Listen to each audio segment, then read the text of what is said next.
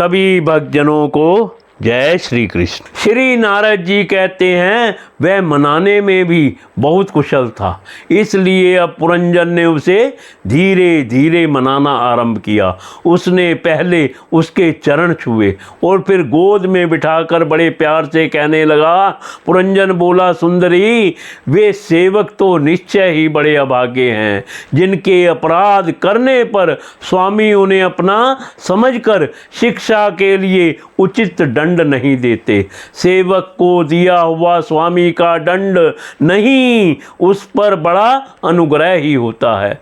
जो मूर्ख है उन्हीं को क्रोध के कारण अपने हितकारी स्वामी के किए हुए उस उपकार का पता नहीं चलता। सुंदर दंतावली और मनोहर भुवों से शोभा पाने वाली सुंदर बनी, अब यह क्रोध दूर करो और एक बार मुझे अपना समझकर प्रणय भार तथा लज्जा से झुका हुआ एवं मधुर मुस्कानमयी चितवन से सुशोभित अपना मनोहर मुखड़ा दिखाओ। अहो, भ्रमर पंक्ति के समान नीली अलकावली, उन्नत नासिका और सुमधुर वाणी के कारण तुम्हारा वह मुखार बिंद कैसा मनमोह का जान पड़ता है। वीर पत्नी, यदि किसी दूसरे ने तुम्हारा कोई अपराध किया हो तो उसे बताओ। यदि वह अपराधी ब्राह्मण कुल का नहीं है तो मैं उसे अभी दंड देता हूँ। मुझे तो भगवान के भक्तों को छोड़कर त्रिलोकी में अथवा उससे बाहर ऐसा कोई नहीं दिखाई देता जो तुम्हारा अपराध करके निर्भय और आनंद पूर्वक रह सके। प्रिय, मैंने आज तक तुम्हारा मुख कभी तिलकहीन, उदास, मुरझाया हुआ, क्रोध के कारण डरावना, कांतिहीन और स्नेह शून्य नहीं देखा और ना कभी तुम्हारे सुंदर स्तनों को ही शोकाश्रुओं से भीगा तथा बिंबाफल सदृश अधरों को स्निग्ध केसर की लाली से रहित देखा है। मैं व्यसनवश तुमसे बिना पूछे शिकार खेलने चला गया, इसलिए अवश्य अपराधी हूँ। फिर भी अपना समझकर तुम मुझ पर प्रसन्न हो जाओ। कामदेव के विषम बाणों से अधीर होकर जो सर्वदा अपने अधीन रहता है, उस अपने प्रिय पति को उचित कार्य के लिए भला कौन कामनी स्वीकार नहीं करती। श्री नारद जी कहते हैं, महाराज, इस प्रकार वह सुंदरी अनेकों नखरों से पुरंजन को पूरी तरह अपने वश में करके उसे आनंदित करती हुई विहार करने लगी।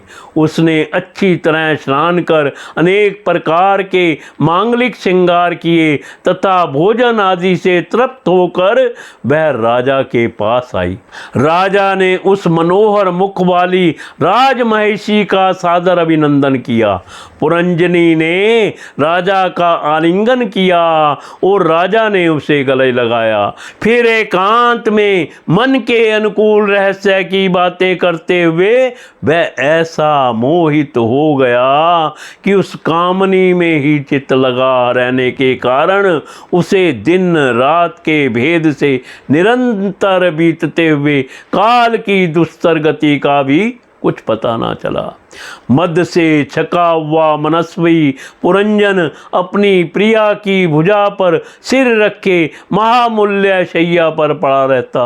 उसे तो वह रमणी ही जीवन का परम फल जान पड़ती थी। अज्ञान से आवृत हो जाने के कारण उसे आत्मा अथवा परमात्मा का कोई ज्ञान ना रहा। राजन, इस प्रकार कामातुर चित्त से उसके साथ विहार करते करते राजा पुरंजन की जवानी आधे क्षण के समान बीत गई।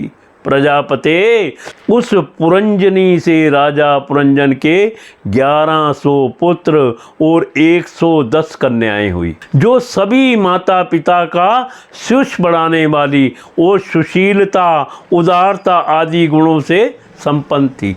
ये पुरंजनी नाम से विख्यात हुई। इतने में ही उस सम्राट की लंबी आयु का आधा भाग निकल गया। फिर पांचाल राज पुरंजन ने पितृवंश की वृद्धि करने वाले पुत्रों का वधुओं के साथ और कन्याओं का उनके योग्य वरों के साथ विवाह कर दिया। पुत्रों में से प्रत्येक के 100 पुत्र हुए। उनसे वृद्धि को प्राप्त होकर पुरंजन का वंश सारे पांचाल देश में फैल गया। इन पुत्र पौत्र गृह कोष सेवक और मंत्री आदि में दृढ़ ममता हो जाने से वह इन विषयों में ही बंध गया।